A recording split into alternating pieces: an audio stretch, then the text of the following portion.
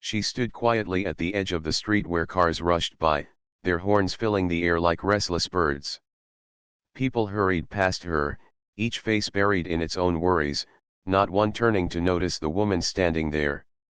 The world seemed too fast for her, and she felt like a shadow, forgotten in the middle of the city's noise. Her clothes were not new. The fabric had faded over time, and there were small tears at the ends of her sleeves that told the story of days gone by.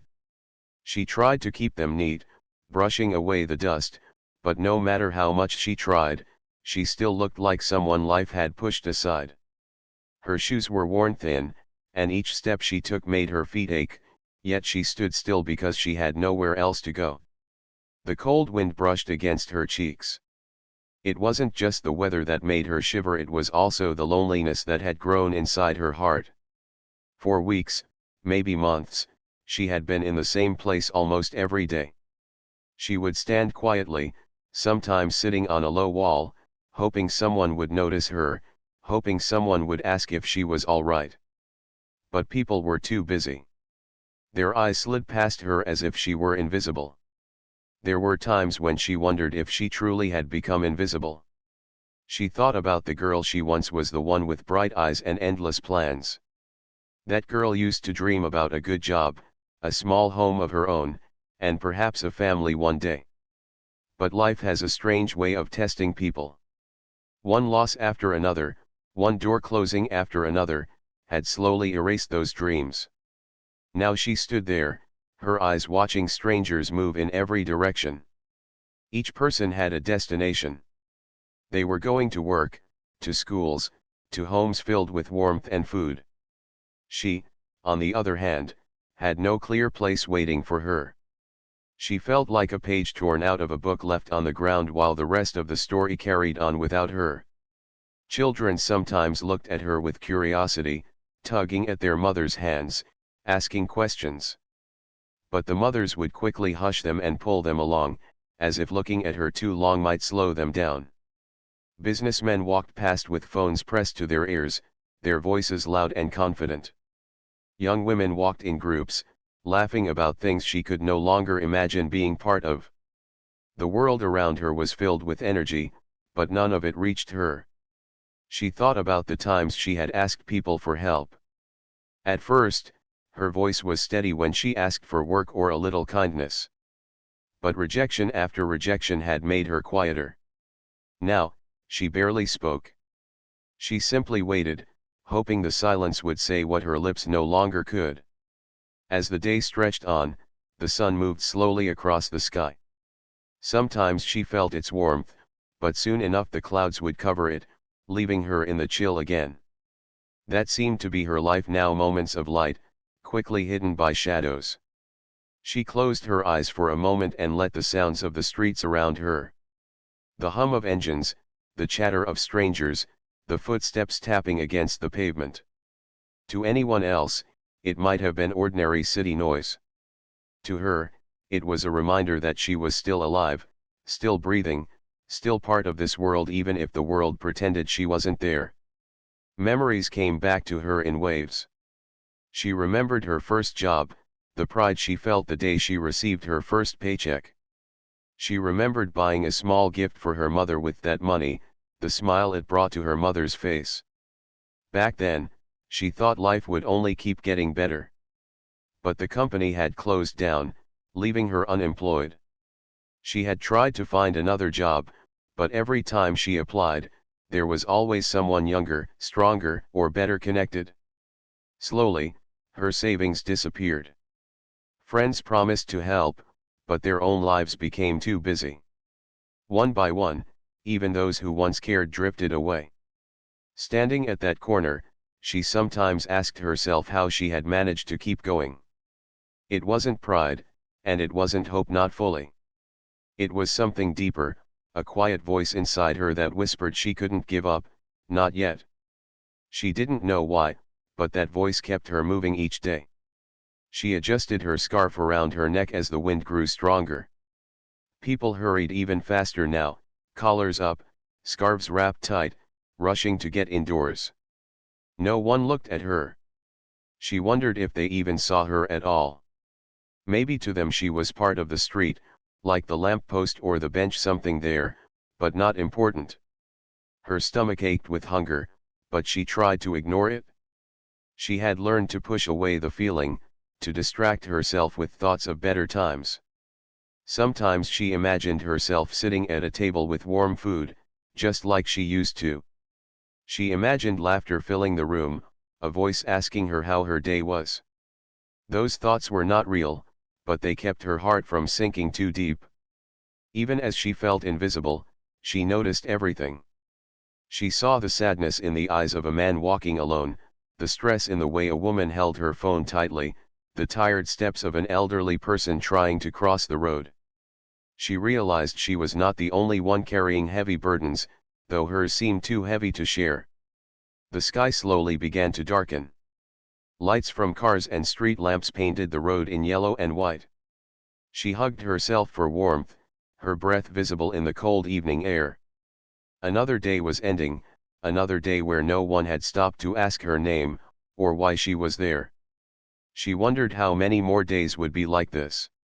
And yet, even in that silence, there was a strange strength. She was still standing, still breathing, still hoping in some hidden corner of her heart. She told herself that maybe tomorrow would be different. Maybe tomorrow someone would notice her.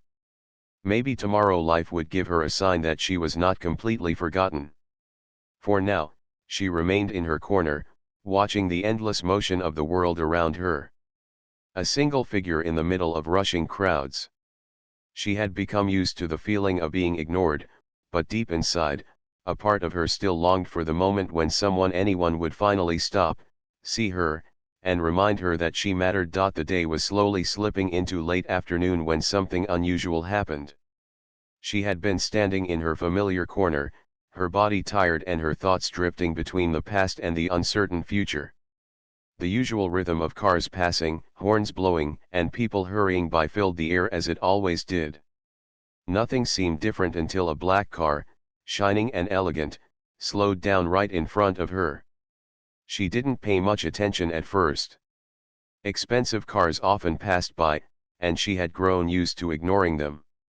They belonged to a world far away from hers, a world where people had everything they needed, a world that never seemed to notice her struggles. But this car didn't just pass. It stopped. The engine went quiet, and the door opened with a soft click. She looked up in surprise. Out stepped a tall man, his movements calm and steady, like someone who was in no rush despite the busy street. He wore a neat coat that looked warm, and in his arms, he carried a small baby wrapped in a soft blanket. The sight of a man carrying a child in such a careful, gentle way immediately caught her attention. It wasn't something she saw every day on this corner where people were always rushing with bags, phones, and schedules, but never with time. The people around noticed too.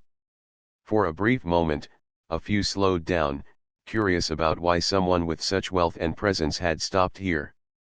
Some expected him to look at her with pity, hand her some money, and drive away. Others thought perhaps he had stopped to make a call.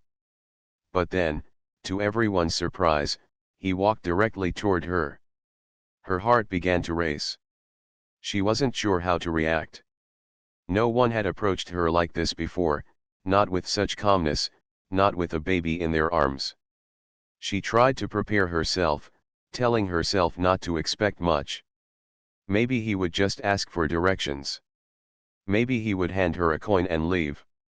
She had learned not to hope too much, because disappointment hurt more than hunger. But the man didn't just walk past her. He stopped right in front of her. His child stirred slightly in his arms, making a soft sound, but the baby quickly nestled against his shoulder again, peaceful and safe. The man shifted his grip gently, making sure the child was comfortable, and then he looked at her. Their eyes met, and for a second, she felt seen, not as someone standing on the street, not as someone forgotten, but as a person. His gaze was steady, not sharp, not filled with judgment. It was the kind of look that said he wanted to understand, not ignore. She lowered her eyes quickly, nervous under his attention. She wasn't used to anyone standing this close, let alone someone who clearly belonged to a different world. Her hands trembled slightly, and she gripped her scarf tighter, unsure of what to do. Then, in a voice calm but filled with warmth, he spoke. "How long have you been standing here?" he asked softly. She blinked, unsure if she had heard correctly. People usually said things like, "Move aside," or "Why don't you get a job?" No one had ever asked her how long she had been there. The question itself felt strange, almost personal, as if he truly wanted to know. For a moment, she didn't answer. Her throat felt dry. She opened her mouth but no words came. The man didn't rush her. He simply waited, rocking his child gently, his eyes patient and kind. Finally, she found her voice, though it was quiet and shaky. "A long time," she whispered. He nodded slowly, as if he understood more than her short answer could express. He adjusted the baby's blanket again and continued, "And why here? Why do you choose this corner?" She hesitated again, unsure how much to say. Most people didn't want her story. They only wanted to avoid her presence. But something about the way he asked made her feel she could share, even if only a little. I I don't know," she said softly. "I guess because people pass by here. I thought maybe someone would notice." Her words hung in the air, honest and heavy. She expected him to turn away, to decide he had heard enough. But instead, he knelt slightly so their eyes were closer.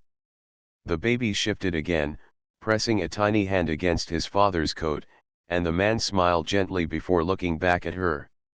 "What is your name?" he asked. This question startled her more than anything else. She couldn't remember the last time a stranger had asked her name. Names give people identity, and for so long she had felt like she didn't have one anymore, like she was just another figure in the crowd. She swallowed hard and gave her name in a faint voice. The man repeated it softly, as if making sure he remembered. "It's a strong name," he said. His tone made her chest tighten, and for the first time in a long while, she felt tears welling in her eyes. She quickly blinked them away, not wanting to cry in front of him. He didn't press her with more questions. Instead, he just stood there for a while, rocking his child, letting the silence speak for both of them. People passing by looked at the scene with curiosity, some shaking their heads, others whispering, but the man seemed unaffected. He was present, fully present, as if this moment mattered more than the rush of the world around him. The baby let out a small sound, something between a sigh and a tiny laugh, and the man looked at his child with tenderness. Then he turned back to her and said, "My child is very small, too small to understand anything yet. But one day, he will grow up and ask me questions about the world. And when he does, I want him to know that every person we pass has a story, a reason for where they are. I want him to grow up seeing people, not ignoring them." His words sank deep into her heart. She had never expected such kindness, such thoughtfulness, especially from someone who clearly didn't have to stop. He could have stayed in his car, continued on his way, and forgotten about her like everyone else did. But instead, he chose to stop and speak. For the first time in many months, she felt her voice opening up. She began to tell him a little about herself, about how she once had a job, how life had been kinder once, and how everything slowly slipped away. She spoke in broken sentences, afraid of saying too much, but he listened carefully, nodding, never interrupting. The baby shifted again, resting its tiny head on his shoulder, and the man adjusted gently. Even as he cared for his child, he gave her his full attention. It was as if he carried two worlds at once, the soft, innocent world of his baby, and the heavy, struggling world of the woman before him, and he respected both. Her words grew slower, her throat tight with emotion. She had told no one these things in a long time. It felt strange, almost freeing, to finally let them out. And though she worried he might walk away at any moment, he stayed. He listened. The sound of the city continued around them, horns, voices, footsteps, but for her, it all faded into the background. For that one moment, standing before the man and his child, she felt like the noise of the world had paused, and she was no longer invisible. Someone saw her. Someone cared enough to stop, to ask, to listen. She didn't know what would happen next. She didn't know if he would leave her after this, or if he would come back tomorrow. But one thing was certain: this was the first time in so long that she felt like her life still had meaning. The man remained in front of her, his child still resting peacefully on his shoulder, while the world around them kept moving at its hurried pace. But in that small circle of space where they stood, time seemed slower, almost softer. She could hear her own heart beating, unsure whether it was from nervousness or from the strange comfort of being seen. He didn't rush her, didn't pressure her to speak. His eyes were patient, his posture gentle. There was something in the way he stood that gave her a sense of safety, as though he had created a small shelter for her in the middle of the noisy street. At first, her lips refused to move. She had held her story inside for so long that it felt locked away, like a book no one wanted to read. But his question lingered in her ears, and the kindness in his face slowly broke the walls she had built around herself. She took a shaky breath, her hands clutching her scarf as though holding it would keep her steady. "I wasn't always here," she began, her voice almost a whisper. "I used to have a job." The man gave a small nod, encouraging her to continue. She looked past him for a moment, as if trying to see the past in the busy street. "I worked in a little shop. It wasn't big, but it was enough. I liked it. I liked being useful, waking up in the morning and knowing I had a place to go." Her voice cracked slightly as she remembered. "Then the shop closed. They said business was bad, and everyone was let go. I thought I'd find something else soon, but days turned into weeks, and weeks turned into months. Every time I tried, there was someone younger, someone stronger, someone faster. Slowly, no one wanted me anymore." Her words trembled, but she pressed on. She felt that if she stopped, she might lose the strength to say more. "At first, I thought it was just temporary. I stayed with friends for a while, told them I was still trying. They promised they'd help. But people get busy. They have their own lives, their own families. One by one, they stopped calling. I didn't want to be a burden, so I stopped asking." The man adjusted his baby gently, patting its back with steady rhythm. His eyes never left her, and though he didn't speak, his silence told her he was truly listening. That silence felt like a gift: no judgment, no interruption, just space for her words to exist. Her breath grew heavier as she went on. "Then the money ran out. I sold what little I had to pay for food. After that, there was nothing left. I came here, to this corner. I thought if I stood where people passed, maybe someone would notice. Maybe someone would give me work. Maybe someone would just ask if I was all right. But most of the time, no one even looks." She paused, her eyes wet with tears she had held back for too long. "It feels like I don't exist anymore." The last sentence slipped out before she could stop it, and she quickly turned her head away, ashamed of showing so much. She had always tried to stay strong, to carry her pain quietly, but the weight of silence had been too heavy. Now, standing before this man with his child, her strength cracked, and her truth spilled out. The man crouched a little lower, bringing himself closer to her level, his child's soft breath warm against his shoulder. "I hear you," he said quietly. "And I believe you." Those words wrapped around her like a blanket. She had forgotten what it felt like for someone to not only listen but to believe. For so long, she had wondered if her story even mattered, if it was worth telling. In that moment, she realized it did, at least to him. Encouraged by his kindness, she found herself sharing even more. She told him about the nights when she walked until her feet ached, looking for a place to rest without being chased away.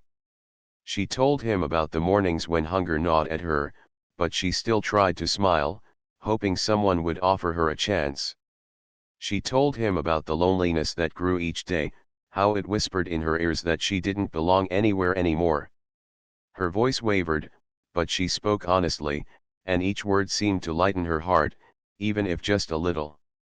She realized she hadn't spoken like this in years.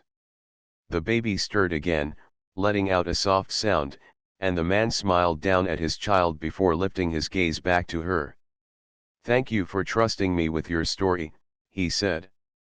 His tone was filled with sincerity, and she could feel he meant it.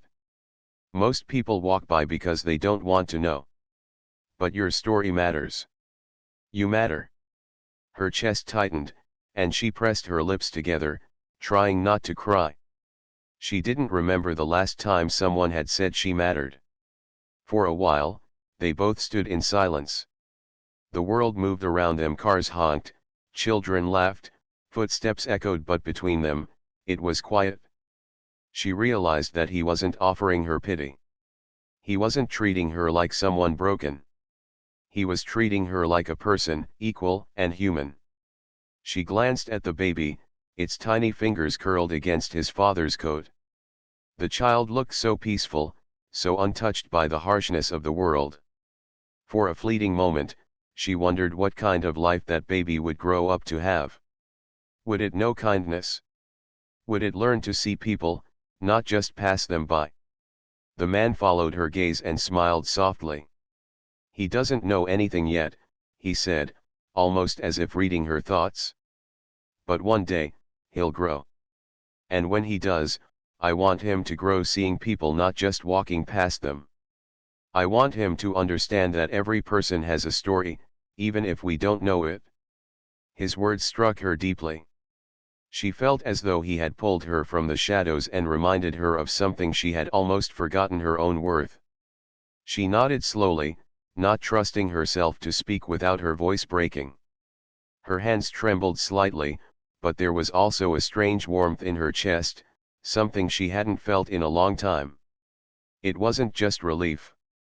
It was hope, faint but real.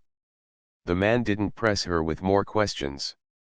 He simply remained there, his presence steady, as if showing her that not everyone would turn away. She realized that sometimes, it wasn't grand actions that changed a life. Sometimes, it was the simple act of stopping, listening, and treating someone with dignity. When she finally gathered the courage to look into his eyes again, she saw no judgment, no impatience. Only understanding. And that was enough to make her feel human again. For years, she had carried her story like a heavy stone, believing no one wanted to hear it. But now, in front of this man and his child, the stone felt lighter.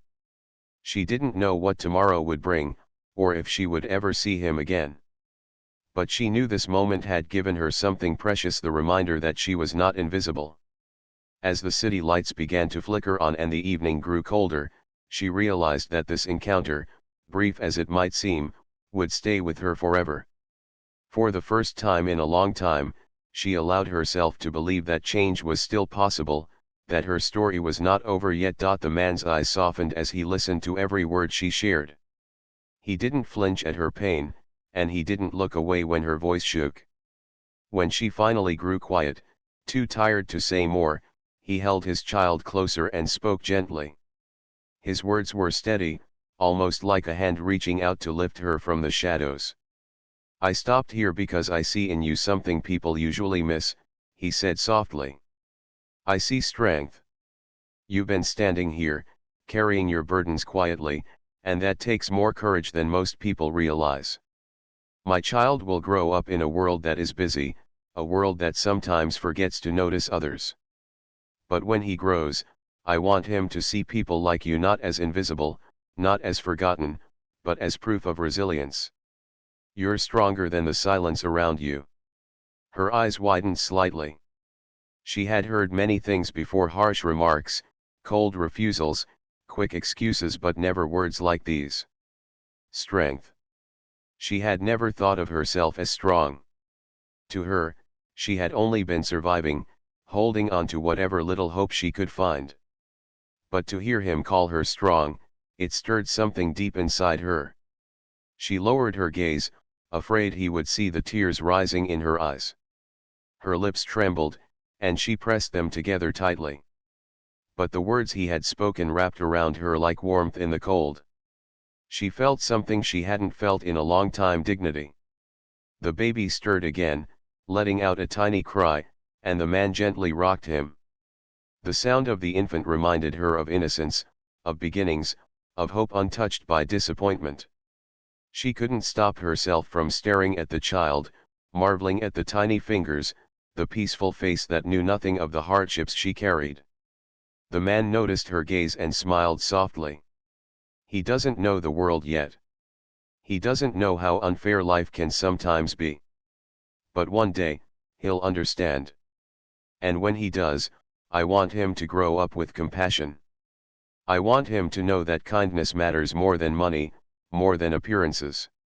And today, I want him to learn that his father stopped not because of pity, but because everyone deserves to be seen. Her chest tightened at those words. She thought about how the world had treated her, how quickly people judged her without even asking her name.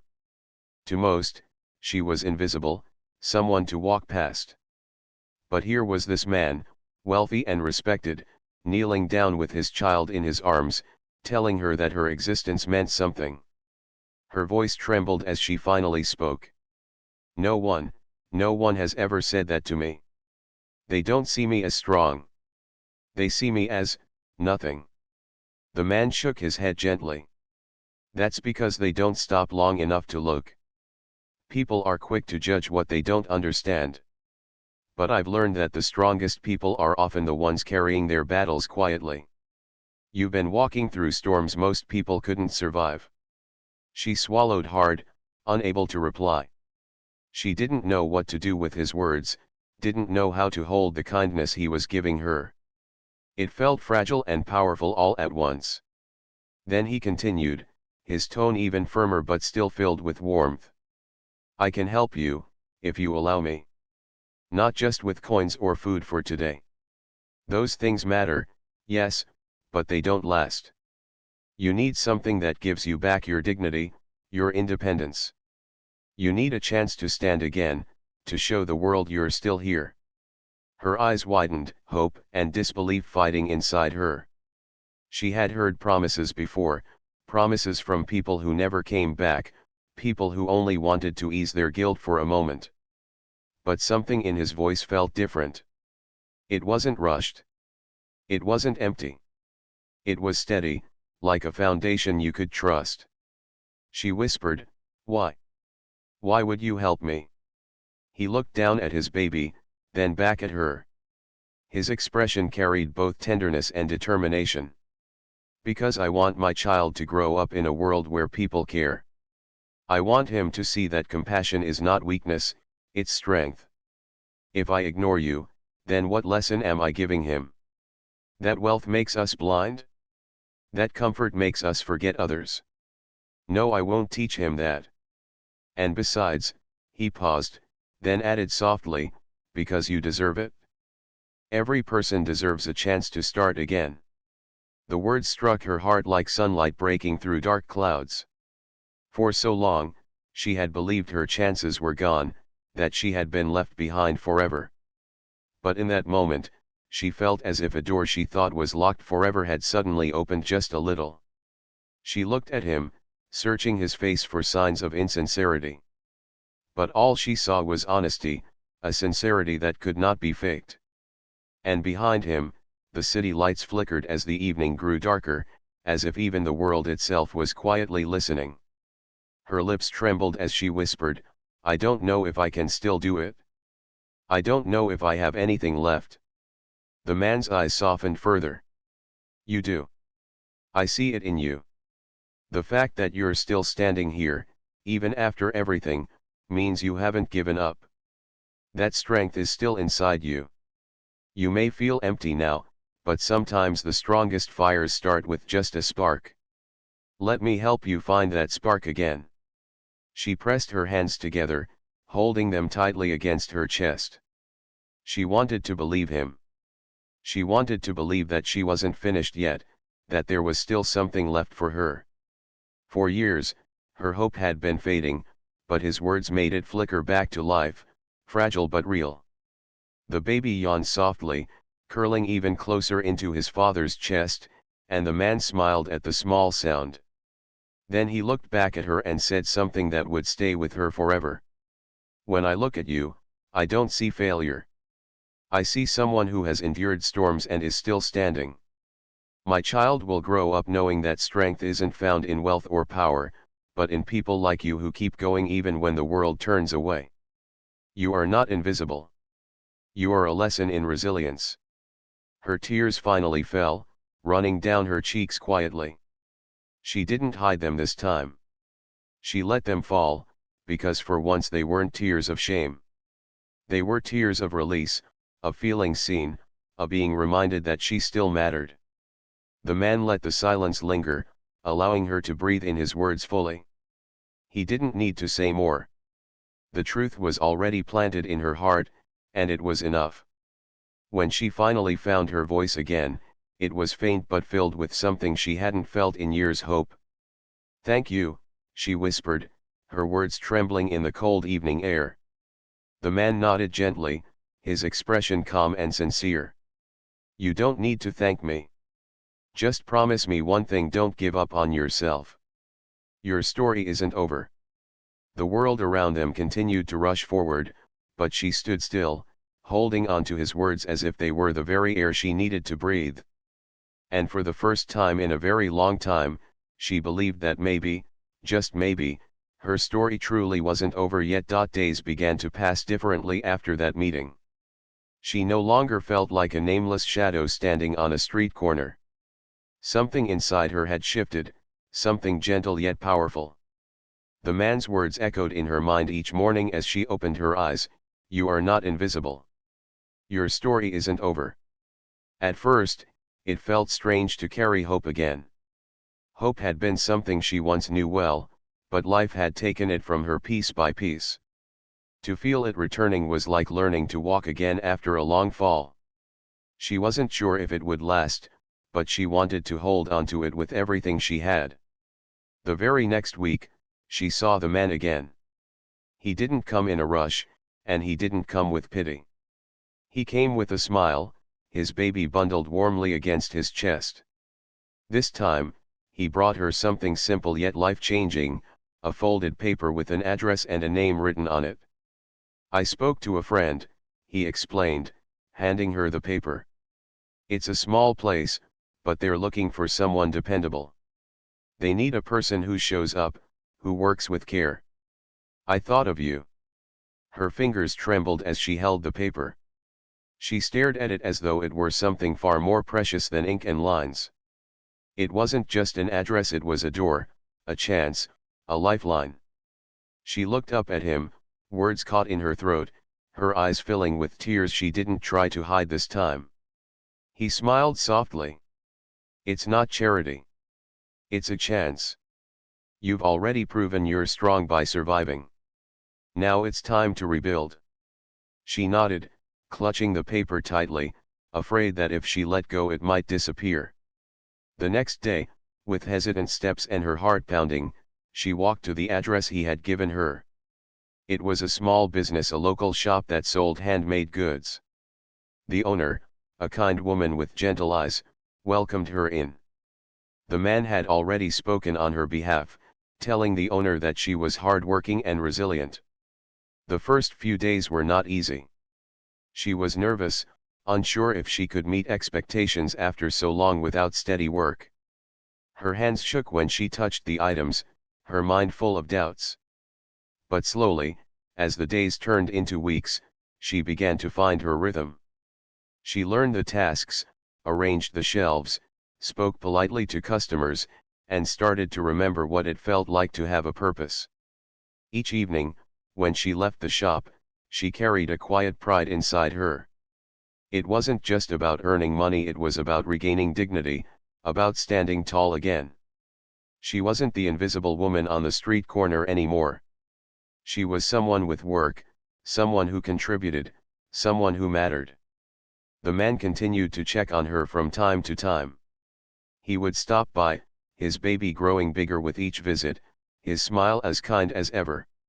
He never asked for thanks, never reminded her of what he had done. He simply reminded her of what she was capable of. Each time he came, he told her, "I knew you could do this." His words became fuel for her spirit. On days when the work was tiring, when her back ached and her legs felt heavy, she remembered his voice.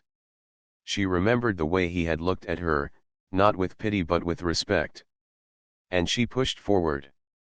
Months passed, and with them came small victories. She saved a little money, enough to rent a small room where she could sleep without fear of the cold. She bought clothes that fit her properly, shoes that didn't hurt her feet. She began to smile more often, not forced smiles, but real ones that came from deep inside. People around her noticed the change. Customers at the shop often complimented her kindness, her patience, her gentle way of speaking. The owner praised her hard work and told her she had become part of the heart of the business. She was no longer a shadow, she was a light in the place where she worked. Sometimes, at night, she sat in her small room and thought about the journey that had brought her here. She remembered the endless days when no one saw her, when loneliness was her only companion. And she remembered the moment when everything changed, the day a man with a baby stopped, looked at her, and told her she mattered.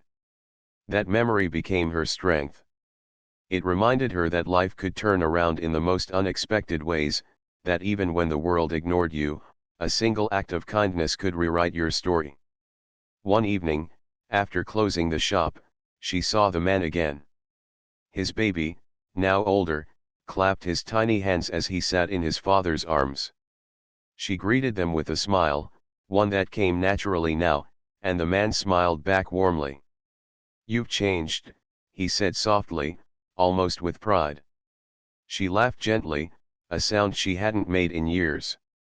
"I think I just needed someone to remind me that I could." He nodded, holding his child closer. "And now, you'll remind others. That's how kindness works, it doesn't stop, it keeps moving forward." His words stayed with her long after he left. She realized that he was right. Just as he had stopped for her, she too could stop for someone else one day. She could share her story, her lessons, her strength. She could remind someone else that they weren't invisible. And in that thought, she found her true purpose. It wasn't just about survival anymore. It was about living with meaning, about carrying forward the compassion she had been given. Years later, when she looked back at that street corner, she no longer saw it as the place of her lowest point. She saw it as the place where her story had begun again. She didn't remember the countless faces that had ignored her. She remembered the one face that had stopped. The man with the baby. The stranger who had seen her when no one else did.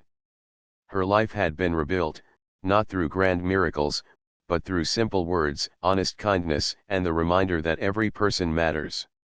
And whenever she told her story, she always ended it the same way, with the truth that had saved her: sometimes, one person stopping to see you is enough to change everything.